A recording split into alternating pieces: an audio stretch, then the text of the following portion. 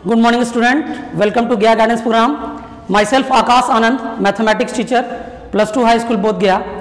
Going to start the class of binomial theorem, class 11th algebra. देखिए आज हम लोग क्लास 11th में बाइनोमियल थ्योरम का स्टडी करेंगे। तो सबसे पहले हम लोग को ये जान लेना है कि बाइनोमियल का मतलब क्या होता है। पहले हम लोग बाइनोमियल का मतलब जान जाएंगे, उसके बाद हम लोग बाइनोमियल थ्योरम भी पढ़ेंगे और देखेंगे कि बाइनोमियल थ्योरम में हम लोग को करना क्या है। तो आइए हम लोग इसकी शुरुआत करते हैं।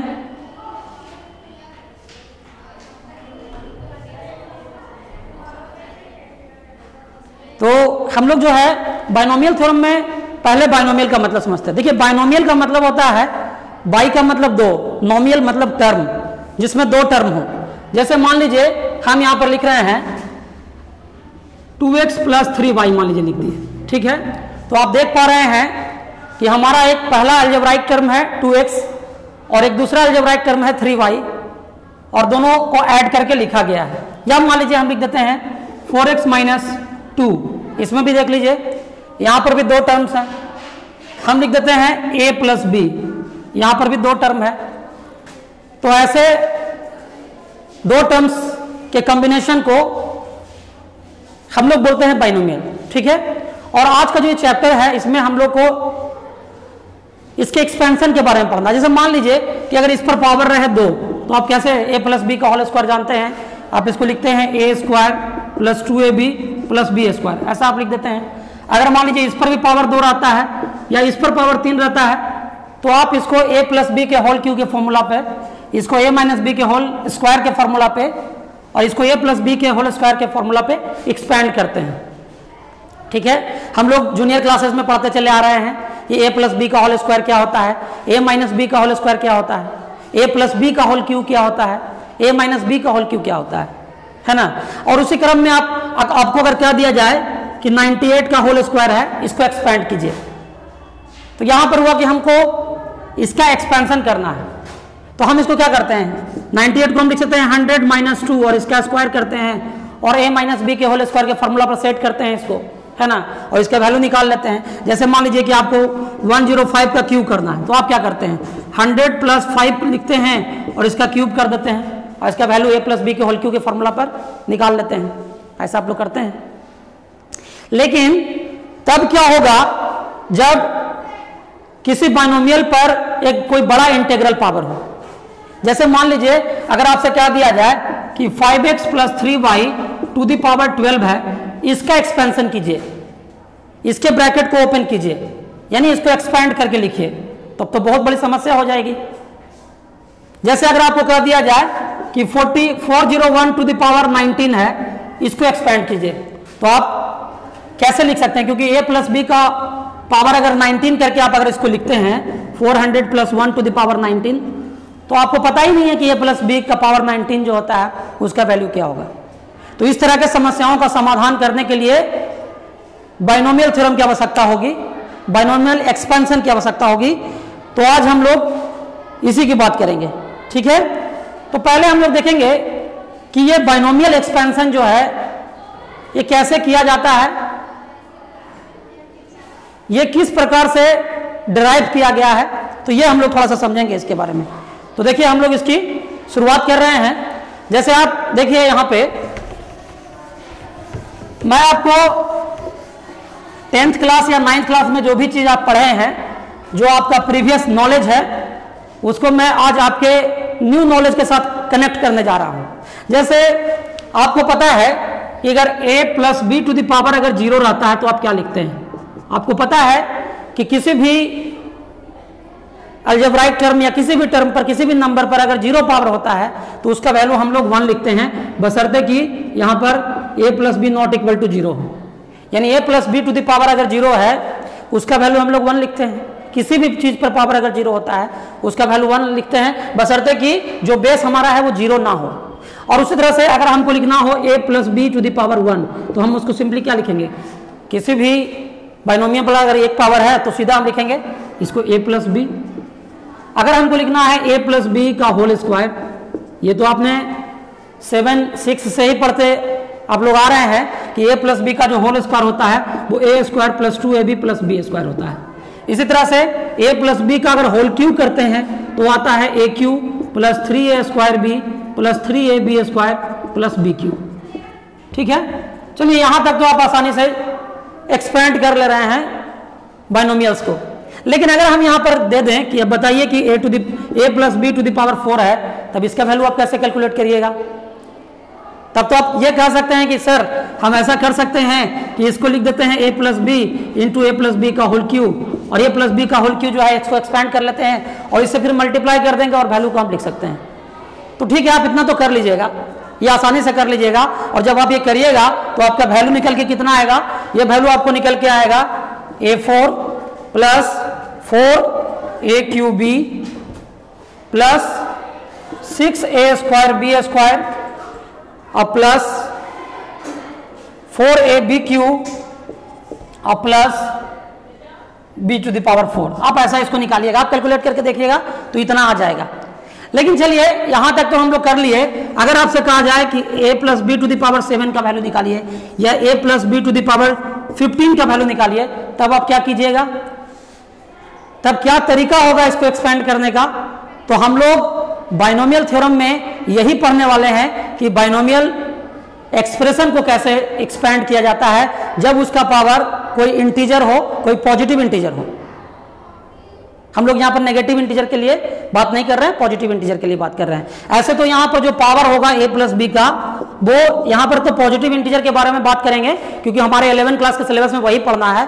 लेकिन यहाँ पर पावर रेशनल नंबर भी हो सकता है, वो आप लोग आगे के क्लासेज में पढ़ेंगे। लेकिन हमारा सिलेबस जो है इसी पर फोकस्ड है कि अगर किसी बाइनोमियल का पावर कोई पॉजिटिव इंटीजर हो तब उसका हम लोग एक्सपेंशन कैसे करते हैं। तो देखिए, उसके लिए आपको कुछ ऑब्जर्वेशंस करने होंगे, एक पैटर्न को समझना होगा। अब पैटर्न क्या है आप थोड़ा सा समझिए इस चीज को। आप यहां पर एक बात देखिए, एक बात तो आप देख रहे हैं इसमें कि अगर a प्लस बी का इंटीग्रल पावर अगर 0 है तो एक्सपेंशन करने पर जो टर्म आ रहा है वो 1 आ रहा है। 0 में 1 जोड़ने पर 1 प्राप्त होता है, यानी 0 से 1 अधिक है यहां पर 1। अगर a प्लस बी का इंटीग्रल पावर अगर 1 है तो यहां पर टर्म कितने आ रहे हैं? गिन के देख लीजिए, 2 टर्म आ रहे हैं। यहां पर देखिए कि a प्लस बी का होल स्क्वायर कर रहे हैं, यानी a प्लस बी का इंटीग्रल पावर अगर 2 है तो यहां पर टर्म कितने आ रहे हैं? यहां पर 3 टर्म आ रहे हैं। यहां पर देख लीजिए कि a प्लस बी का अगर इंटीग्रल पावर 3 है तो यहां पर टर्म कितने आ रहे हैं? 1 2 3 4 टर्म आ रहे हैं। उसी तरह a प्लस बी का इंटीग्रल पावर अगर 4 है तो 1 2 3 4 5 टर्म आ रहे हैं। एक बात तो आप यहां पर पैटर्न को ऑब्जर्व कर रहे हैं कि किसी भी बाइनोमियल पर जितना इंटीग्रल पावर होगा, यानी जितना उसका इंटीग्रल पावर होगा या किसी बाइनोमियल का जितना इंडेक्स होगा, उससे एक ज्यादा टर्म उसके एक्सपेंशन में आ जाएगा। एक बात तो आप नोटिस कर रहे होंगे, आई थिंक बात को पकड़ रहे हैं। तो यहां पर देखिए कि एक बात तो हम लोग यहाँ पैटर्न ये सीख लिए कि किसी भी बाइनोमियल पर जो उसका इंटीग्रल पावर होगा, जो उसका इंडेक्स होगा, जब हम उसका एक्सपेंशन करेंगे तो उस इंटीग्रल पावर से एक ज्यादा टर्म निश्चित रूप से आएगा। तो ये चीज हम लोग एक बात को नोटिस कर रहे हैं यहाँ पे। दूसरी चीज हम लोग क्या नोटिस कर रहे हैं? दूसरी चीज हम लोग ये नोटिस कर रहे हैं कि यहां पर आप पहला टर्म को देखिए, ए हमारा पहला टर्म है। देखिए कि इसका पावर जो है डिक्रीज करते चला जा रहा है और डिक्रीज कर रहा है सक्सेसिवली 1 कर रहा है। जैसे देखिए यहां पर हम a plus B to the power 4 है तो यहाँ a का पावर देखिए इस टर्म में 4 है, यहाँ पर a का पावर यहाँ पर 3 है, यहाँ पर a का पावर 2 है, यहाँ पर a का पावर 1 है और यहाँ पर a का पावर कुछ नहीं है यानी 0 है। यानी आप देख लीजिए कि a का पावर 4 से 3 हुआ, 3 से 2 हुआ, 2 से 4 से 3 हुआ, 3 से 2 हुआ, 2 से 1 हुआ और 1 से 0 हो गया। यहां भी आप देख लीजिए a प्लस बी का पावर q है तो यहाँ a का पावर 3 है, 3 से पावर हो गया a का 2, 2 से हो गया 1 और फाइनली हो गया 0। तो हम यहाँ पर देख रहे हैं इस बाइनोमियल एक्सपेंशन में जो पहला टर्म है उसका जो इंटीग्रल पावर है वो क्या हो रहा है? सक्सेसिवली एक एक डिक्रीज करते चला जा रहा है और फाइनली लास्ट टर्म में वो 0 हो जा रहा है। क्योंकि अगर a का पावर 0 है इसको लिखने की कोई आवश्यकता ही नहीं है क्योंकि इसका वैल्यू तो 1 होता है। तो ये एक चीज इसको आप लोग नोटिस कर रहे हैं। तीसरी बात और एक चीज आप ये भी नोटिस कर रहे हैं कि जिस तरह से a का पावर डिक्रीज कर रहा है, प्रत्येक टर्म में b का पावर इंक्रीज कर रहा है, यानी सेकंड टर्म का पावर इंक्रीज कर रहा है। देखिए पहला टर्म जो है इसमें b है ही नहीं, इसमें b नहीं है तो हम क्या इसको ऐसे नहीं समझ सकते हैं a4 इंटू बी का पावर 0, क्योंकि b का पावर 0 है उसका वैल्यू 1 होगा, तो यहाँ b का पावर कुछ नहीं है 0 है, फिर b का पावर यहाँ 1 है, फिर यहाँ b का पावर 2 है, फिर यहाँ b का पावर 3 है और फिर यहाँ पर b का पावर 4 है। तो ये भी चीज नोटिस कर रहे हैं। यहाँ पर देख लीजिए कि यहाँ जो पहला टर्म है इसमें b का पावर 0 है, फिर b का पावर 1 है, फिर b का पावर इसमें 2 है, फिर b का पावर 3 है ना। यानी कि जो b है जो सेकेंड टर्म है उसका जो पावर है वो क्या हो रहा है, सक्सेसिवली एक बढ़ते चला जा रहा है। तो ये दो चीज आप नोटिस कर रहे हैं कि यहाँ जो बाइनोमियल एक्सपेंशन है इसमें दो टर्म है, तो पहले टर्म का जो इंटीग्रल पावर है वो डिक्रीज कर रहा है और डिक्रीज करते करते लास्ट वाले टर्म में 0 हो जा रहा है, और जो सेकेंड वाला टर्म है उसका इंटीग्रल पावर जो है 0 से इंक्रीज करके 1 हो रहा है, 2 हो रहा है और लास्ट में जाकर के जो है वो हाईएस्ट पावर तक पहुंच रहा है, जितना इसका इंटीग्रल पावर वहां तक आ रहा है। तो ये चीज भी आप नोटिस कर रहे हैं, पैटर्न को समझ रहे हैं आप लोग। अब देखिए हम लोग यहाँ पर दो चीज तो समझ लिए, एक चीज और समझ लीजिए, वो ये समझना है आपको कि जितने भी टर्म हैं सब टर्म में अगर a और b का इंटीग्रल पावर को जोड़ के देखिए, जैसे यहाँ पर a का पावर 4 है, b का पावर कुछ नहीं है 0 है, तो 4 + 0 ये 4 के बराबर आ रहा है कि नहीं। यहाँ पर 3 है, यहाँ पर पावर 1 है, तीनों को एक को जोड़ते हैं तो 4 आ रहा है। यहाँ 2 है, यहाँ भी पावर 2 है, 2 और 2 को जोड़ने पर 4 आ रहा है। यहाँ पर एक पावर है a का, यहाँ b का पावर 3 है, 3 और 1 को जोड़ने पर 4 आ रहा है। यहाँ पर b का पावर 4 है और a है ही नहीं, तो a का पावर 0 है, तो यहाँ भी 4 आ रहा है। तो आप क्या नोटिस कर रहे हैं इसमें आप ये नोटिस कर रहे हैं कि इस एक्सपेंशन के प्रत्येक टर्म में अगर हम दोनों टर्म के इंटीग्रल पावर का सम निकाल रहे हैं तो वो इस बाइनोमियल के इंडेक्स के बराबर आ रहा है। तो ये भी आप ऑब्जर्व कर रहे हैं। देखिए आप कितने सारे चीजों को ऑब्जर्व कर रहे हैं, है ना, इन सब चीजों को आप ऑब्जर्व कर पा रहे हैं।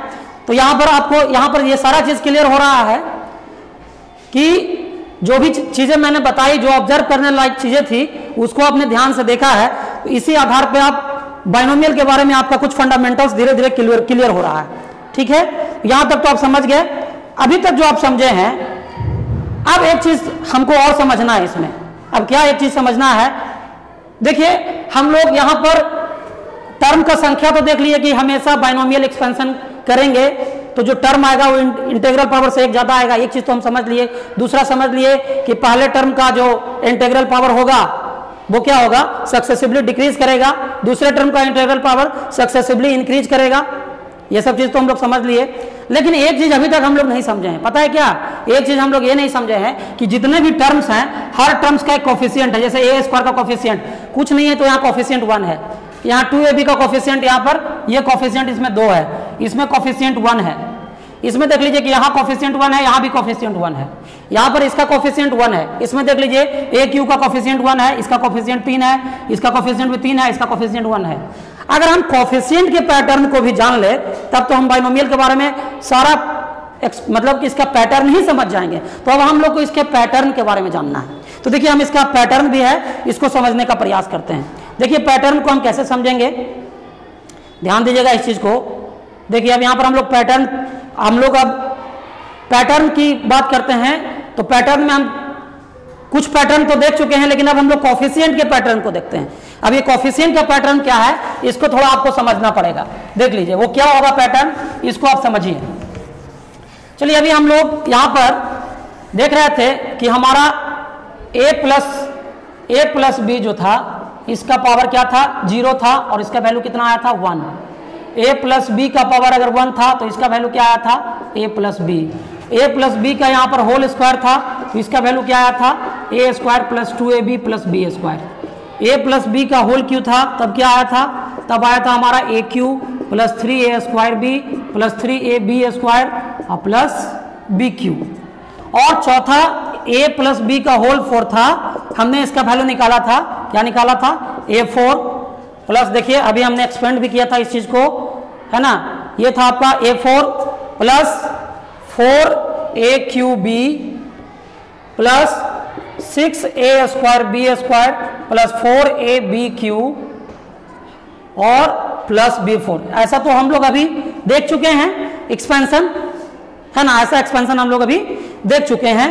अब थोड़ा सा एक बात और हम आपको बताना चाहेंगे कि अब हम लोग थोड़ा कोफिशिएंट के पैटर्न को समझें। कि कोफिशिएंट का पैटर्न क्या होगा। देखिए इसको हम लोग कैसे समझेंगे, यहाँ पर हम लिखते हैं इंडेक्स, इंडेक्स आपका देख लीजिए, यहाँ पर इंडेक्स 0 है, यहाँ पर इंडेक्स आपका 1 है, यहाँ पर इंडेक्स आपका 2 है, यहाँ पर इंडेक्स आपका 3 है, और यहाँ पर आपका इंडेक्स कितना है, 4 है।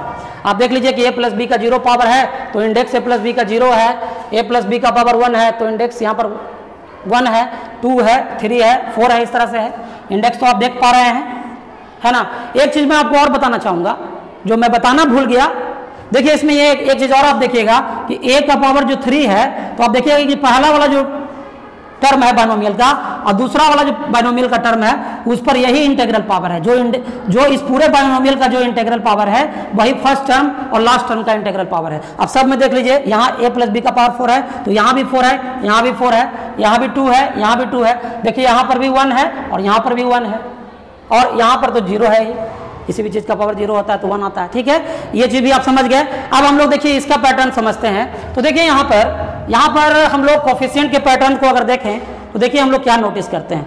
यहाँ पर हम लिखते हैं कोफिशिएंट, आप कोफिशिएंट को लिखते हैं तो देखिए यहाँ पर तो एक ही टर्म है, तो चलिए यहाँ पर दोनों टर्म का एक ही टर्म है तो कोफिशिएंट 1 है। यहाँ पर 2 टर्म है a और b, तो यहाँ पर का कोफिशिएंट 1 है, यहाँ का भी कोफिशिएंट 1 है, तो हम इसको ऐसे लिख सकते हैं 1 1, इसका कोफिशिएंट 1 और इसका कोफिशिएंट भी 1। यहाँ पर देखिए यहाँ पर कोफिशिएंट क्या है, 1 है, 2 है, 1 है, तो हम ऐसे लिख सकते हैं 1 2 1, ऐसे लिख सकते हैं। यहाँ पर देखिए कोफिशिएंट, यहाँ पर कोफिशिएंट क्या है, 1 है, यहाँ पर कोफिशिएंट 1 है, फिर कोफिशिएंट आपका 3 है, फिर आपका कोफिशिएंट यहाँ पे 3 है, और फिर आपका कोफिशिएंट यहाँ पर क्या है, 1 है, ठीक है। इसमें आ जाते हैं, यहाँ पर भी देखते हैं, यहाँ पर a4 का कोफिशिएंट क्या है, 1 है, यहाँ पर कोफिशिएंट क्या है, 4 है, यहाँ पर कोफिशिएंट क्या है, 6 है, यहाँ पर कोफिशिएंट क्या है, 4 है, और यहाँ पर कोफिशिएंट क्या है, जगह कम है, 1 को यहाँ करते हैं, चलिए 1 को यहाँ लिख देते हैं। अब देखिए इस पैटर्न को, आपको क्या दिख रहा है कि एक ट्रायंगल का शेप ये ले रहा है, देखिए तो ट्रायंगल है ये एक, तो ट्रायंगल का जो वर्टेक्स है वो 1 है, 1 देख रहे हैं। ये जो ट्रायंगल का जो ये स्लैंट साइड है इसमें भी आप देख रहे हैं कि 1 है, और इस स्लैंट साइड में भी देख रहे हैं कि 1 है, ठीक है। तो ये पैटर्न आपको दिख रहा है कि ये एक ट्रायंगल बन रहा है, ट्रायंगल का वर्टेक्स भी 1 है, ट्रायंगल का जो स्लैंट साइड है वहां पर भी जितने कोफिशिएंट्स हैं वो 1 है, और इधर भी 1 है। और एक और चीज को आप नोटिस करिए, यहाँ 1 है तो यहाँ पर 1 है, चलिए ठीक है, यहाँ 1 और 1 को जोड़ने पर कितना आता है, देखिए तो 2 आ रहा है कि नहीं, ये 1 और ये 1 को जोड़ते हैं यहाँ पर कितना आ रहा है, 2 आ रहा है, ठीक है। चलिए आप देखते हैं, ये इस 2 को और इस 1 को जोड़ते हैं तो देखिए यहाँ पर कितना आ रहा है, 3 आ रहा है। यहाँ पर इस 2 को और इस 1 को जोड़ते हैं, देखिए यहाँ पर 3 आ रहा है। यहाँ पर भी देख लीजिए, है ना, यहाँ पर भी देख लेते हैं, ये तो हमारा इंडेक्स है, इससे मतलब नहीं है हमारा। अब देख लीजिए यहाँ पर कि इसको और इसको जोड़ते हैं तो देखिए यहाँ पर 4 आता है, यहाँ पर जोड़ते हैं 6 आता है, यहाँ पर जोड़ते हैं 4 आता है, ठीक है। आगे भी हम बढ़ सकते हैं, पैटर्न 5 भी ले सकते हैं, 6 भी ले सकते हैं, लेकिन आई थिंक इतना से आपको समझ में आ गया होगा। अब देखिए ये जो इस तरह का पैटर्न वाला बना, इसकी खोज किनके द्वारा की गई थी, पास्कल के द्वारा। पास्कल का नाम आप सुने होंगे, एक ग्रेटेस्ट, एक बहुत ही महान गणितज्ञ भी थे और साइंटिस्ट भी थे, ये पास्कल, ब्लेसी पास्कल इनका नाम है, उन्हीं के द्वारा ये पैटर्न डेवलप किया गया। और क्या होगा कि अब जो है हम किसी भी बाइनोमियल को आराम से एक्सपेंड कर सकते हैं अगर हमको ये पैटर्न मालूम है तो।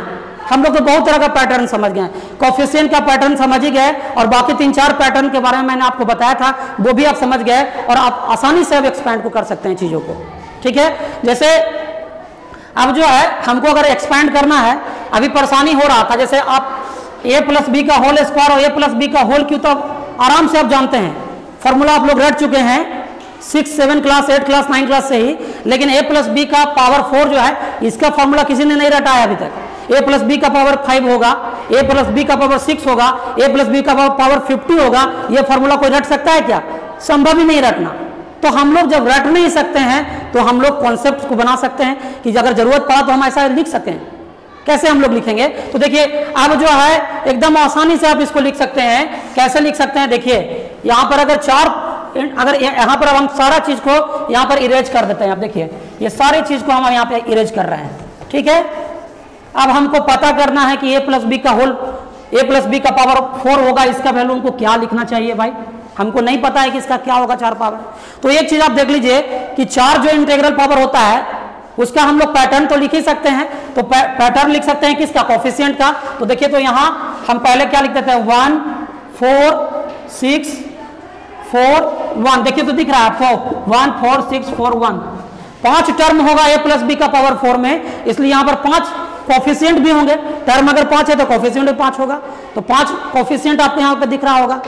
अब उसके बाद क्या करेंगे, पहला टर्म हमारा a है, तो पहला टर्म a है तो हम क्या बोले थे कि पहला टर्म अगर a है तो हम लोग का पावर क्या होगा, डिक्रीज करते जाएगा। तो a का पावर कितना होगा 4, तो पहले हम 4 को लिख देंगे, फिर हम यहाँ पे a का पावर 3 को लिख देंगे, फिर यहाँ a का पावर 2 लिखेंगे, फिर a का पावर 1 लिखेंगे, और a का पावर 0 लिखने का जरूरत नहीं है। अगर चाहिए तो लिख भी दीजिए, लेकिन कोई फायदा नहीं है, 0 नहीं लिखा जाता। चलिए इसको इरेज कर देते हैं। और कोफिशिएंट 1 भी लिखने का कोई जरूरत नहीं है कि किसी भी चीज में अगर 1 का मल्टीप्लाई कीजिएगा तो वही आएगा, इसलिए 1 भी लिखने का जरूरत नहीं है। अगर आप चाहिए तो लिख भी सकते हैं और नहीं भी लिख सकते हैं। चलिए ठीक है, तो एक बात तो हो गया कि पैटर्न हम लोग कोफिशिएंट का पैटर्न जानते थे पहले से। अच्छा, पावर को हम शुरू का जो पावर है बाइनोमियल का जो टर्म है उसको पहले डिक्रीज करते चले गए, अब दूसरा जो पावर है उसको भी इंक्रीज करेंगे। तो यहाँ पर पावर क्या है, b का पावर 0 से स्टार्ट करेंगे, तो b का पावर 0 लिखने का जरूरत नहीं है। तो b का पावर 0 नहीं लिखेंगे, तो लेकिन b का पावर 1 तो लिखेंगे, b का पावर 2 तो लिखेंगे, b का पावर आप जो है b का पावर 3 तो आप लिखेंगे, और b का पावर 4 भी आप लिखेंगे, है ना। यहाँ पर 1 जो है उसको हम मिटा दिए थे, तो यहाँ b का पावर 4 भी लिखेंगे। और क्या करेंगे, फिर प्लस का साइन लगा देंगे, और देखिए यहाँ पर क्या हो रहा है, b यहाँ पर a4 है, a3 है, और b1 है, a स्क्वायर है, और यहाँ पर b स्क्वायर है, a हो गया, यहाँ b3 हो गया, b4 हो गया, और ये इसका वैल्यू जो है निकल के चला आया एकदम आसानी से। आप इसका जो है एक्सपेंशन कर लिए आप लोग, है ना। अब इसी तरीके से अगर हमको लिखना रहेगा a प्लस बी का पावर 5 क्या होगा, a प्लस बी का पावर 6 क्या होगा, a प्लस बी का पावर 7 क्या होगा, तो हम लोग इसी पैटर्न से लिख सकते हैं। देखिए कैसे लिख सकते हैं, आप आगे भी ध्यान दीजिए। यहाँ पे आप जो है इस पैटर्न को समझ ही चुके हैं, इस पैटर्न को आप समझ चुके हैं। तो अब देखिए, अब इसको आप ध्यान दीजिए, इस पैटर्न को देखिए। यहां पर अब जो है, यहां पर अब एक बात मैं आपको क्लियर करना चाहूंगा कि अगर हमको ये पैटर्न ऐसा लगता है ना कि ये कोई जन्म कुंडली बन गया है, नहीं। जब कोई बच्चा जन्म लेता है तो उसका जो पंडित जी होते हैं उसका जन्म कुंडली बनाते हैं, है ना, जो कि लंबा सा एकदम होता है जन्म कुंडली। तो अगर मान लीजिए कि हमको a का पावर 5 लिखना है, तो हमको इस पैटर्न को आगे बढ़ाना पड़ेगा। a का पावर 6 लिखना है तो इस पैटर्न को आगे बढ़ाना पड़ेगा। a प्लस बी का पावर 7 लिखना है तो इस पैटर्न को आगे बनाना पड़ेगा। हम कितना पैटर्न बनाते जाएंगे बताइए। तब तो एक पंडित जी का पोथी होता है, उसी तरह से उसको खोलना पड़ेगा। संभव है? मतलब छोटे पावर्स तक के लिए ठीक है कि चलिए 5 पावर है, 6 पावर है, 7 पावर है, यहां तक तो हम काम को कर लेंगे। लेकिन अगर इसके आगे बढ़ना होगा तब तो हमको फिर से प्रॉब्लम होगा कि हम ऐसा पैटर्न कितना बनाते चलेंगे। हम तो 4 तक आपको बना के दिखाए, ब्लैक यहाँ पर व्हाइट बोर्ड पे जगह नहीं है कि हम 5वां बनाए या 6ठा बनाए। तो आप लोग भी बहुत अनकॉन्शियस फील करिएगा कि हम इस पैटर्न को कितना आगे बढ़ाएं, संभव नहीं है। तब क्या हुआ, तब जो है देखा कि चलो इतना चीज तो पता चल गया ना हम लोग को, यही चीज हमको आगे लेके जाएगा। जितना बातों की हम लोग को जानकारी अब तक इस पैटर्न में हुई है, यही चीज हमको अब आगे ले जाएगा, है ना। अब आगे कैसे ले जाएगा, देखिए 11th क्लास का ये जो चैप्टर है बाइनोमियल थ्योरम, इसके पहले एक और चैप्टर आपको पढ़ना था, और उस चैप्टर को मैंने पढ़ाया भी है एक्सप्लेन करके। अब 3-4 वीडियो जो है गया गाइडेंस यूट्यूब चैनल पे मौजूद है परमुटेशन एंड कॉम्बिनेशन का, क्योंकि यहाँ पर परमुटेशन एंड कॉम्बिनेशन का इस्तेमाल होने वाला है। और खासकर यहाँ परमुटेशन का इस्तेमाल नहीं होगा, कॉम्बिनेशन का इस्तेमाल होगा, ठीक है। तो देखिए इस पैटर्न को समझने के लिए अब यहाँ पर हमको थोड़ा सा इस पैटर्न को जानने के लिए कॉम्बिनेशन का हम लोग इस्तेमाल करेंगे। तो देखिए उसको हम लोग क्या करेंगे, तो देखिए ये जो पैटर्न है, इस पैटर्न को हम इस तरीके से तो बहुत ज़्यादा लेंदी हो जाएगा, है ना। तो हम लोग इस पैटर्न के लिए अब यहाँ पर हम लोग इस्तेमाल करेंगे एक नए टर्म का, जिसका आपने स्टडी किया था परमुटेशन एंड कॉम्बिनेशन में। तो यहाँ कॉम्बिनेशन का इस्तेमाल होने वाला है। अब देखिए यहाँ जो आप जो ट्रायंगल आप देख रहे थे, पास्कल्स ट्रायंगल, जिसमें यहाँ पर देख लीजिए कि 1 1 1, ये पूरे साइड में 1 आ रहा है, इधर भी पूरे साइड में 1 आ रहा है, वर्टेक्स पर 1 है, और इधर आपका क्या है, इंडेक्स है। तो देखिए यहाँ पर अब ये एक ऑब्जर्वेशन किया गया कि यहाँ पर जो कोफिशिएंट 1 है वो 0C0 है, जो ये जो वहाँ पर कोफिशिएंट है 1 1, इसको 1 के बदले 1C0, यहाँ 1C1, 2C0, 2C1, 2C2, 3C0, 3C1, 3C2, 3C3। यानी आप देखिए कि यहाँ पर अब यहाँ पर जो कोफिशिएंट्स हैं उनको कॉम्बिनेशन से रिलेट किया गया। अब देखिए कॉम्बिनेशन क्या है, इसको थोड़ा सा हम आपको बता देते हैं। हालांकि कॉम्बिनेशन का वीडियो जो है आप देख सकते हैं गया गाइडेंस प्रोग्राम यूट्यूब चैनल पे, बहुत डिस्क्राइब करके मैंने उसको पढ़ाया है, लेकिन थोड़ा सा यहाँ पर उसका जरूरत है। तो चलिए हम इसके बारे में आपको थोड़ा सा बता देते हैं कि कॉम्बिनेशन क्या होता है। ठीक है, तो देखिए कॉम्बिनेशन के बारे में समझिएगा। देखिए कॉम्बिनेशन में क्या होता है कि मान लीजिए एक सिंपल सा आपको एग्जांपल देते हैं, आपके पास 3 लेटर्स हैं ए बी और सी। ठीक है, अगर आपके पास 3 लेटर्स हैं ए बी और सी, और हम अगर कहें कि इन 3 लेटर्स में कोई 2 लेटर्स का कॉम्बिनेशन बनाइए, तो आप कॉम्बिनेशन क्या बनाइएगा? 3 लेटर्स में 2 लेटर्स को लेकर के आपको कॉम्बिनेशन बनाना है, तो आप क्या बनाइएगा? एक कॉम्बिनेशन ए बी बनाइएगा, एक कॉम्बिनेशन बी सी बनाइएगा और एक कॉम्बिनेशन ए सी बनाइएगा। यानी 3 नंबर्स, 3 यहाँ पर क्या है, अल्फाबेट्स हैं, 3 लेटर्स हैं, और इन 3 लेटर्स में 2 लेटर्स को लेकर के आप कॉम्बिनेशन बनाते हैं, तो ए बी बी सी और सी ए बनाते हैं, है ना। लेकिन अगर, तो ये तो कॉम्बिनेशन इसका हुआ, ये उसका क्या हुआ, कॉम्बिनेशन। लेकिन अगर परमुटेशन बनाइएगा तो परमुटेशन इसका क्या होगा, ए बी भी होगा और बी ए भी होगा, बी सी भी होगा और सी बी भी होगा, सी ए भी होगा और ए सी भी होगा। तो कॉम्बिनेशन, परमुटेशन यहाँ पर 6 बनेंगे, लेकिन कॉम्बिनेशन यहाँ पर 3 ही बनेगा। देखिए यहाँ पर 3 लेटर्स का में 2 लेटर का इस्तेमाल करके कॉम्बिनेशन आपने इस तरह से बनाया, लेकिन आपने यहाँ पर भी 3 लेटर में से 2 लेटर का इस्तेमाल करके परमुटेशन बनाया, तो परमुटेशन इसमें 6 हो गए। इसलिए हुआ क्योंकि कॉम्बिनेशन में ए बी और बी ए एक ही चीज होता है, कॉम्बिनेशन में ऑर्डर मायने नहीं रखता है, परमुटेशन में ऑर्डर मायने रखता है। इसलिए ए बी और बी ए अलग अलग चीजें हैं, बी सी और सी बी अलग अलग है, सी ए और ए सी जो है वो अलग अलग है, लेकिन परमुटेशन में ऐसा नहीं होता है। तो यहाँ पर मैंने आपको एक फॉर्मूला बताया था, आप देखिएगा उस वीडियो में, कि यहाँ पर एक फॉर्मूला होता है एनसीआर और एक फॉर्मूला होता है एनपीआर। एनसीआर जो फॉर्मूला होता है, अगर आपको n ऑब्जेक्ट्स दिए गए हैं, n ऑब्जेक्ट्स दिए गए हैं, उसमें से अगर r ऑब्जेक्ट को सेलेक्ट करना है तो आपको कितने कॉम्बिनेशन बनेंगे उसके निकालने का एक फॉर्मूला होता है factorial n upon factorial r और into n minus r factorial, ये फॉर्मूला होता है। और इसका फॉर्मूला होता है परमुटेशंस कितने बनाने हैं, तो n factorial upon n minus r factorial, ये होता है। लेकिन अभी आपको यहाँ पर इसका यूज नहीं है, इसका यूज आपको नहीं करना है, कॉम्बिनेशन का यूज करना है। लेकिन चूंकि दोनों साथ साथ चलता है, इसलिए मैंने हल्का सा रिव्यू इसके बारे में भी दिया है आप लोगों को, लेकिन मेनली आपको एनसीआर के बारे में इसका इस्तेमाल करना है ना। यहाँ पर एक चीज आ रहा है आर फैक्टोरियल, तो आर फैक्टोरियल का मतलब क्या होता है, आर फैक्टोरियल का मतलब होता है r into r minus 1 into r minus 2 into r minus 3 into dot dot dot dot into 1। इसका मतलब यह होता है कि आप कोई भी आर फैक्टोरियल, जैसे मान लीजिए कि 5 फैक्टोरियल लिखा हुआ है, तो 5 फैक्टोरियल का मतलब होता है 5 गुने 4 गुने 3 गुने 2 गुने 1।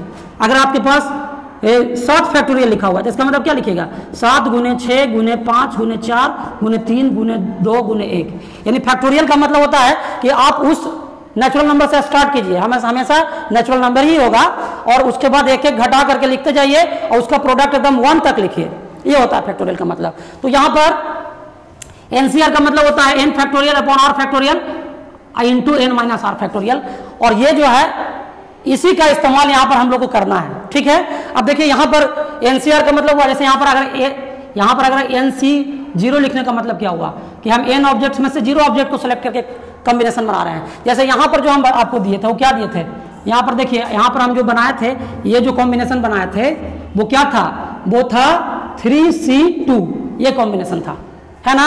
3 ऑब्जेक्ट्स में से 2 ऑब्जेक्ट को आपको सेलेक्ट करके कॉम्बिनेशन बनाना था। तो आप क्या उसको लिख सकते हैं इस फॉर्मूला पर बैठा के, 3 फैक्टोरियल अपॉन 2 फैक्टोरियल और 3 माइनस 2 फैक्टोरियल, ऐसे लिखिएगा।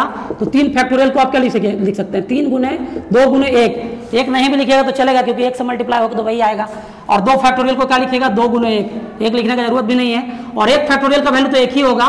तो देखिए 2 से 2 कैंसिल आया, तो यहाँ पर 3 आया ना कॉम्बिनेशन आपका बनके, ये 3 कॉम्बिनेशन बन के आया। और परमुटेशन निकालिएगा, जरूरत नहीं है तो क्यों निकालने जाए, छोड़ देते हैं उसको।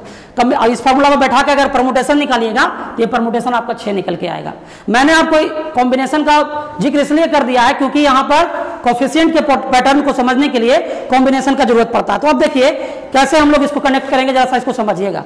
यहाँ पर a प्लस बी का इंटीग्रल पावर 0 है तो उसका कोफिशिएंट 1 आता है, तो 1 जो है वो 0 C0 है, यानी कि 0 ऑब्जेक्ट में से 0 ही ऑब्जेक्ट को सिलेक्ट करके आपको कॉम्बिनेशन तैयार करना है। और देख लीजिए यहाँ पर 1 C, यहाँ पर इंटीग्रल पावर अगर a प्लस बी का 1 है तो ये होगा 1 C0 1 1 1 1 C1 1। फिर देखिए यहाँ पर 2 है तो 2 C0 2 C1 2 C2, 3 है तो 3 C0 3 C1 3 C2 3 C3। इसी तरह से अगर 4 है तो 4 C0 4 C1 4 C2 4 C3 4 C4, और 5 है तो 5 C0 5 C1 5 C2 5 C3 5 C4 और 5 C5। अब देखिए कि आपको अब पास्कल ट्रायंगल का जरूरत नहीं है, अगर आप इस पैटर्न को समझ गए तो समझ गए, कोई जरूरत नहीं आपको पास्कल ट्रायंगल का, आप आराम से लिख सकते हैं। जैसे देखिए आपको हम एक एग्जांपल देके बताते हैं, यहां पर आप एग्जांपल से इसको समझ पाएंगे। देखिए अगर मान लीजिए कि आपको a प्लस बी का पावर 7 है, इसका वैल्यू लिखना है। चलिए देखिए इसका वैल्यू लिखना है a plus B to the power 7। तो एक तरीका तो है कि आप पास्कल ट्रायंगल बना के लिखें, है ना, तो कि पास्कल ट्रायंगल बनाइएगा तो थोड़ा सा कॉम्प्लिकेटेड जरा लेंदी जैसा हो जाता है। लेकिन अब हम लोग जब ये कॉन्सेप्ट समझ गए हैं तो देखिए हम कैसे इसको लिख सकते हैं। देखिए कोफिशिएंट लिखने का तरीका क्या है, मेन दिक्कत तो कोफिशिएंट लिखने का है ना, बाकी चीज तो हम लोग समझ ही चुके हैं, कोफिशिएंट लिखने का दिक्कत है। तो हम क्या करेंगे, ऐसे लिखेंगे, देखिए 7 यहाँ पर है ना, तो यहाँ पर लिखेंगे 7C0 7C1 7C2 7C3 7C4 7C5 7C6 7C7। अब इससे ज्यादा नहीं जा सकते हैं। देखिए अगर यहाँ पर 7 है तो 1 2 3 4 5 6 7 8 टर्म आया ना। हम बोले थे ना कि अगर इंटीग्रल पावर जितना रहेगा उससे एक ज्यादा टर्म आएगा, तो एक ज्यादा टर्म होगा तो कोफिशिएंट भी 8 होगा। ये चीज हो गया, कोफिशिएंट हमको समझ में आ गया। और कोफिशिएंट का वैल्यू कैसे निकालेंगे, इस फॉर्मूला से निकालेंगे, NCR equal two factorial n upon factorial r n minus r factorial, निकाल देंगे इससे। अब यहाँ पर देख लीजिए पावर लिखने की बात होगी तो हम क्या बताए थे कि a का पावर पहले 7 लिखेंगे, a का पावर फिर 6 लिखेंगे, a का पावर फिर 5 लिखेंगे, a का पावर फिर लिखेंगे क्या 4 लिखेंगे, a का पावर 3 लिखेंगे, a का पावर 2 लिखेंगे, a का पावर 1 लिखेंगे और a का पावर 0 लिखेंगे। तो 0 लिखने की जरूरत नहीं है, नहीं लिखेंगे 0 को। फिर देखिए b का पावर क्या लिखेंगे 0, तो b का पावर 0 होता है तो 0 लिखने की क्या जरूरत है, b का पावर 0 नहीं लिखेंगे। फिर b का पावर 1, b का पावर 2, b का पावर 3, b का पावर यहाँ पर 4, b का पावर 5, b का पावर 6, यहाँ पर 1 लगाने का भी जरूरत नहीं है। और यहाँ b का पावर 7 और सब में फिर क्या करेंगे, एक ऐड का साइन दे देंगे, बस मेरा एक्सपेंशन देखिए कितना आसानी से हो गया। अब तो आप सीख गए एक्सपेंड करने के लिए कि कैसे हम बाइनोमियल को एक्सपेंड करेंगे, कितनों पावर रहे, 1000 पावर रहे, 500 पावर रहे, 10,000 पावर रहे, रूल्स यही होगा। और यही जो है एकदम यूनिवर्सल रूल है बाइनोमियल को एक्सपेंड करने का, और इससे आप आसानी से एक्सपेंड कर सकते हैं, ठीक है। लेकिन इसके लिए आपको कॉम्बिनेशन का कॉन्सेप्ट थोड़ा सा अच्छा रखना पड़ेगा, ठीक है। तो इस तरीके से हम बाइनोमियल को एक्सपेंड करते हैं। आई थिंक आप समझ गए होंगे कि किस तरह से हम लोग को एक्सपेंशन करना है, ठीक है ना। अब जो है, अब देखिए हम सीधे सीधे अब आते हैं बाइनोमियल पे, ठीक है। अब हम लोग सीधे सीधे बाइनोमियल पे आते हैं कि बाइनोमियल थ्योरम कहता क्या है। देखिए आपको एक बात बताते हैं, बहुत सारे स्टूडेंट जो है बाइनोमियल थ्योरम से घबराते हैं, सीधा फार्मूला का रट्टा मारते हैं, रट्टा मार लेते हैं, एग्जाम में जाकर लिख भी देते हैं और बाद में भूल जाते हैं। तो वैसा पढ़ाई पढ़ने का क्या फायदा है। कोई भी चीज को हम इस तरीके से पढ़ेंगे कि बिना रटे हमको याद हो जाए, है ना, वो हमारे दिमाग में एकदम सेट हो जाए रूल्स, ताकि हम कहीं पे गड़बड़ ही ना करें। तो देखिए अब जो है हम लोग बाइनोमियल एक्सपेंशन की बात करते हैं कि बाइनोमियल होता क्या है। अब यहां से हम लोग बाइनोमियल की शुरुआत करते हैं। देखिए अब ये बाइनोमियल आया कहां से, इसके बारे में हम लोग बात करते हैं। तो देखिए बाइनोमियल थ्योरम क्या है, यहां पर हम लिख रहे हैं binomial theorem for any positive integer n, any positive integer n, किसी पॉजिटिव इंटीजर n के लिए बाइनोमियल थ्योरम। तो देखिए यहां पर क्या है कि अगर a प्लस बी का पावर अगर मान लीजिए n हमारा है, अगर a प्लस बी का पावर हमारा क्या है n है, तो इसका वैल्यू देखिए कैसे लिखेंगे। बस आप तो सीख चुके हैं, क्या लिखेंगे इसका वैल्यू, पहले तो लिखेंगे NC0, फिर लिखेंगे NC1, फिर लिखेंगे NC2, फिर लिखेंगे NC3 और इसी तरह से बढ़ते चले जाएंगे, ज्यादा लिखना तो है नहीं। फिर हम लिख देते हैं एन सी एन माइनस 1 और यहाँ लिख देते हैं एन सी एन। देखिए अब हमने क्या लिखा, हमने पहले कोफिशिएंट ही लिख दिया, ठीक है। अब क्या करेंगे, यहाँ लिखेंगे a to the power n, यहाँ लिखेंगे a to the power n minus 1, यहाँ लिखेंगे a to the power n minus 2, यहाँ लिखेंगे a to the power n minus 3, है ना। और फिर यहाँ लिखेंगे क्या, ए टू द पावर, यहाँ पर ए घटते घटते जो है लास्ट में पावर 1 होगा और अंतिम में ए का पावर जो है वो 0 हो जाएगा। और फिर बी का पावर बढ़ा के लिखना है, तो यहाँ बी लिखने की जरूरत नहीं है कि बी की पावर 0 होगा, यहाँ बी का पावर 1, यहाँ बी का पावर 2, यहाँ बी का पावर 3 और यहाँ बी का पावर कितना होगा, n माइनस 1 होगा और यहाँ b का पावर आपका n होगा। और क्या करेंगे, बीच में प्लस का साइन लगा देंगे और देखिए आपका इस तरह से बाइनोमियल एक्सपेंड हो गया। यही फॉर्मूला है बाइनोमियल थ्योरम। देख लीजिए nc0 a to the power n, nc1 a to the power n minus 1 into b, nc2 a to the power n minus 2 into b to the power 2, nc3 a to the power n minus 3, है ना। ज्यादा term लिख दिए, कोई बात नहीं है। और लास्ट में देख लीजिए nCn minus 1 a into b का power n minus 1, nCn b का पावर n, इस तरह से हो गया। यही आपका बाइनोमियल एक्सपेंशन है, ठीक है। ये आपका बाइनोमियल एक्सपेंशन है और आप चाहें तो इसको प्रूफ कर सकते हैं। प्रूफ करने के लिए जो तरीका है वो है प्रिंसिपल ऑफ मैथमेटिकल इंडक्शन। ये आपके 11th क्लास के अलजेब्रा का पहला चैप्टर है। मैथमेटिकल इंडक्शन से इसको प्रूफ करेंगे। मैथमेटिकल इंडक्शन में क्या करते हैं कि मैथमेटिकल इंडक्शन में एक तरीका होता है कि हम लोग इसको अगर मैथमेटिकल इंडक्शन से प्रूफ करना चाहें तो हम देखते हैं कि ये इंटीग्रल पावर 1 के लिए ट्रू है कि नहीं। पहले हम चेक करके देखेंगे कि a प्लस बी का जो पावर n है, n का वैल्यू 1 रखेंगे और 1 पावर के लिए ये ट्रू है कि नहीं, ये हम लोग चेक करेंगे। जब 1 के लिए ट्रू आ जाएगा तो हम इसके इंटीग्रल पावर n को हम k के बराबर करेंगे, जहां k कोई पॉजिटिव इंटीजर है, और देखेंगे कि ये k के लिए ट्रू है कि नहीं। तो हम मान लेंगे k के लिए ट्रू है या नहीं, इसको हम लोग इस पर हम लोग बात नहीं करेंगे। हम लोग सीधा मानेंगे कि ये इंटीग्रल पावर k के लिए सही है। फिर हम दिखाएंगे कि ये इंटीग्रल पावर k प्लस 1 के लिए अगर सही है तब ये बाइनोमियल थ्योरम जो है इंटीग्रल पावर n के लिए भी सही होगा। यही होता है प्रिंसिपल ऑफ मैथमेटिकल इंडक्शन। इससे आप लोग इसको कनेक्ट कर सकते हैं और इसको प्रूफ कर सकते हैं, ठीक है। तो देखिए बाइनोमियल का जो प्रूफ है इसकी ओर हम लोग बढ़ते हैं। तो हम लोग बाइनोमियल को अब प्रूफ करके देखते हैं कि कैसे प्रूफ होता है ये।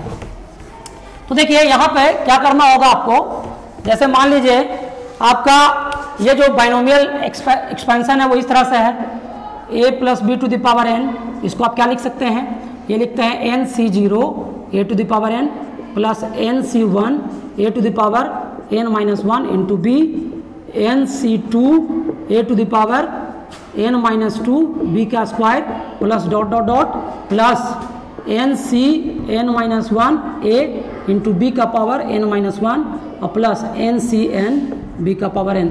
यही तो होता है बाइनोमियल एक्सपेंशन, ये फॉर्मूला होता है। ऐसे मान लेते हैं कि इसका हम लोग प्रूफ कर रहे हैं by mathematical induction method. Mathematical induction method से हम इसको प्रूफ करते हैं। तो देखिए यहाँ पर क्या होगा कि हम लोग ऐसे करते हैं कि let the given statement be Pn। मान लीजिए कि हमारा जो गिवन स्टेटमेंट वो Pn है। स्टेटमेंट जो है n के लिए है ना, तो हमारा जो Pn का जो वैल्यू होगा वो क्या होगा, ये होगा a प्लस, ये जो Pn स्टेटमेंट है इस तरह से हम इसको लिखते हैं। जो Pn स्टेटमेंट है वो इस तरह से a प्लस बी का पावर n है, जो कि बराबर है nc0 इंटू ए का power n plus nc1 a का power n minus 1 into b plus nc2, है ना, a का power n minus 2 into b का स्क्वायर और plus dot dot dot plus nc n minus 1 a b का power n minus 1 plus nc n b का power n। ये हमने लिख दिया। अब मानते हैं इसमें कि 4n बराबर 1, 4n इक्वल टू 1 बी है। आप n का वैल्यू 1 रख के देखिए, 1 रख के जब देखेंगे तो यहाँ n का वैल्यू कितना रखेंगे, 1 इस स्टेटमेंट में।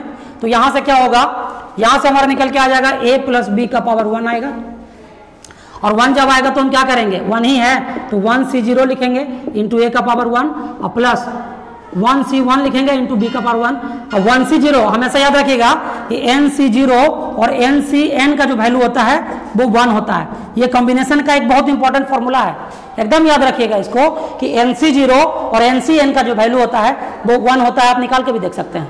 और एक बात याद रखिएगा कि 0 फैक्टोरियल का वैल्यू भी 1 होता है, इसका यहाँ पर जरूरत पड़ सकता है, इसलिए ये 2 फॉर्मूला याद रखिएगा। तो देखिए अब हमारा जो है यहाँ पर निकल के क्या आ गया, ये हमारा इसका वैल्यू जब 1 होता है और a का पावर 1 है तो ये a प्लस बी आ गया।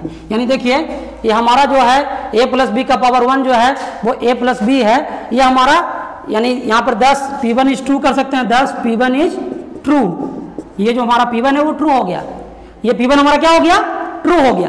तो अब ऐसे मान लेते हैं सपोज Pk, इस स्टेटमेंट में अब n की जगह पर क्या रखते हैं, Pk is suppose Pk is true for some positive integer, ये किसी पॉजिटिव इंटीजर k के लिए मान लीजिए ट्रू है। Suppose Pk is true for some positive integer k, किसी पॉजिटिव इंटीजर k के लिए ये ट्रू है, ऐसा हम लोग मान लेते हैं। तब क्या होगा, किसी पॉजिटिव इंटीजर k के लिए अगर ये ट्रू है तब क्या होगा, तब तो हम यहाँ पर ऐसे लिख सकते हैं, हम लोग यहाँ पर लिख सकते हैं a प्लस बी का पावर k।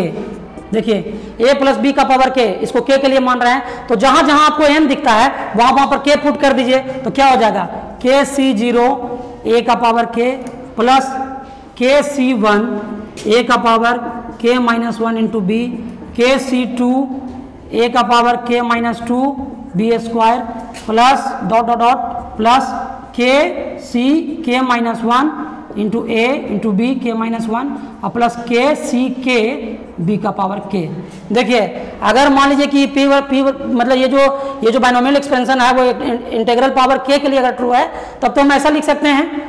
तो हमको दिखाना पड़ेगा कि ये जो बाइनोमियल है वो किसके लिए ट्रू है, k प्लस 1 के लिए। ऐसे करते हैं हम लोग, इसमें आगे क्या करेंगे, इसमें कहेंगे कि अगर ये बी सेल नो proof Pk plus 1 is true.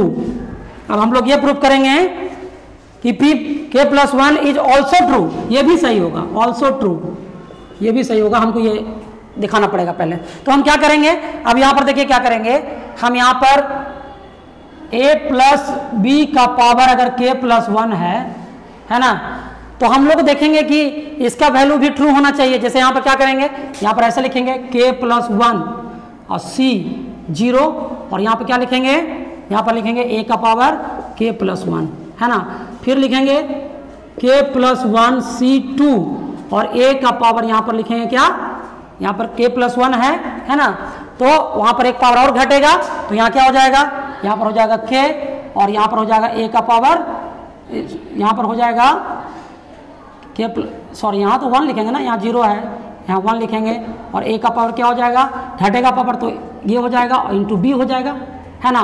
फिर उसके बाद क्या होगा, k प्लस 1 c2 होगा यहाँ पर, और a का पावर फिर हो जाएगा k माइनस 1 और b का यहाँ पर क्या हो जाएगा, स्क्वायर हो जाएगा, और इसी तरह से चलते चले जाएंगे। तो लास्ट में आना चाहिए k plus 1 c k plus 1 into b का पावर k प्लस 1, ऐसा होना चाहिए हमको। अगर हम ये स्टेटमेंट ले आए, अगर ये ट्रू है k के लिए तो k प्लस 1 के लिए ये ट्रू होगा, ऐसा स्टेटमेंट अगर आ जाए तो हम प्रिंसिपल ऑफ मैथमेटिकल इंडक्शन से इसको प्रूव कर लेंगे। तो देख लीजिए हम क्या करते हैं, अब इसको हम क्या लिख सकते हैं, देखिए तो नाउ हम यहाँ पर a प्लस बी का पावर k प्लस 1 है, इसको आप क्या लिख सकते हैं, इसको लिख सकते हैं a plus B into A plus B का पावर k, ऐसे लिख सकते हैं इसको।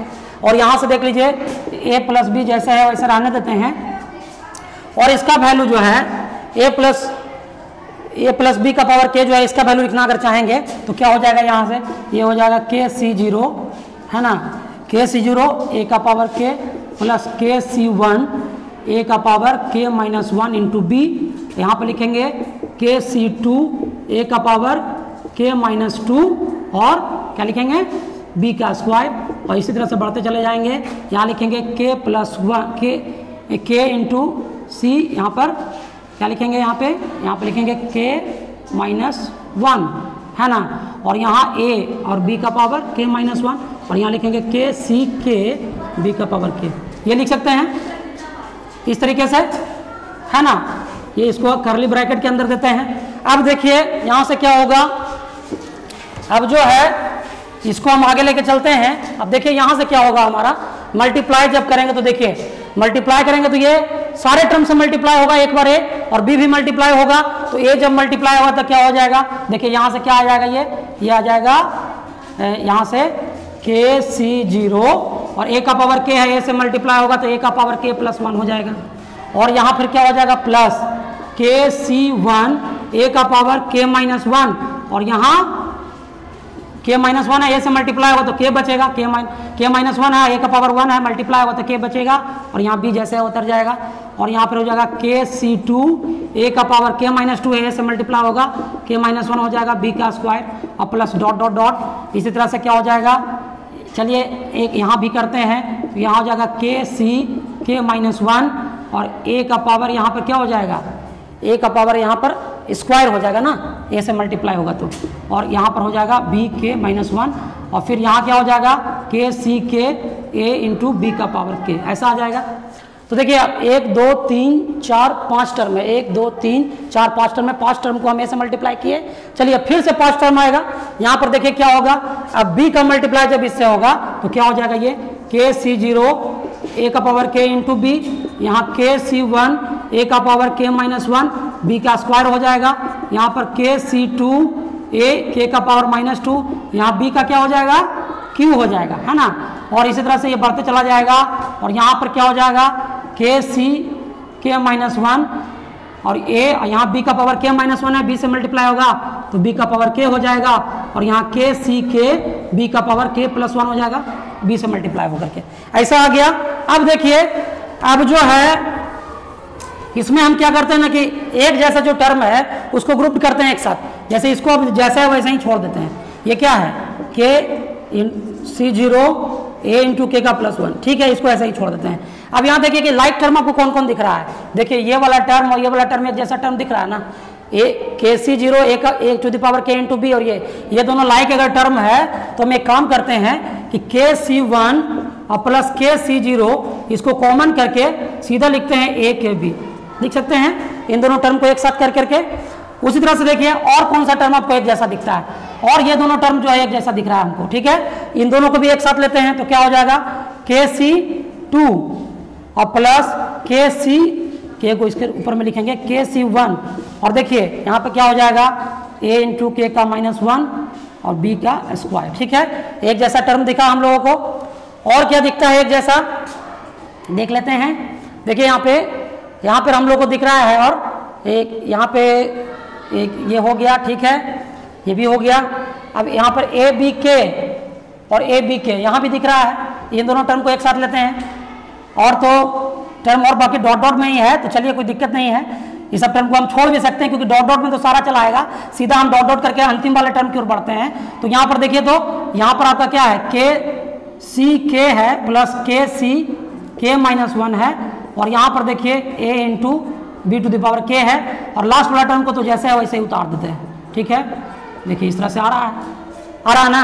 अब देखिए यहाँ पर कॉम्बिनेशन का एक और फॉर्मूला जो है इस्तेमाल हम लोग करने वाले हैं। देखिए कॉम्बिनेशन का एक फॉर्मूला है, आपको हम बता दें कि हम आपको अभी बताए भी हैं कि NC0 का वैल्यू जो है वो 1 होता है, NCN का वैल्यू भी 1 होता है, ठीक है। और एक फॉर्मूला पढ़ना है आपको कॉम्बिनेशन में, वो फॉर्मूला ये है कि NCR प्लस NCR माइनस 1 का जो वैल्यू होता है वो होता है N प्लस 1 CR। देखिए ये बहुत इंपॉर्टेंट फॉर्मूला है, इसको और इसको ध्यान में रखिएगा, हमेशा जरूरत पड़ता है, कोई भी चैप्टर में आप जाइएगा हमेशा इसका जरूरत पड़ेगा, तो हमेशा इस फॉर्मूला को याद रखिएगा।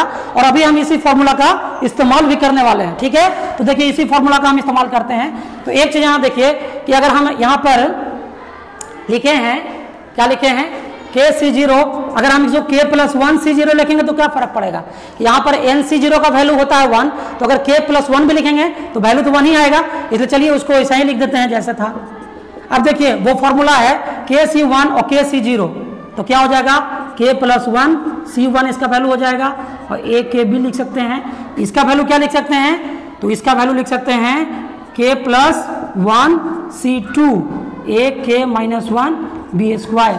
और इसी तरह से बढ़ते चला जाएगा, ये क्या हो जाएगा, ये हो जाएगा k प्लस 1 CK और ABK।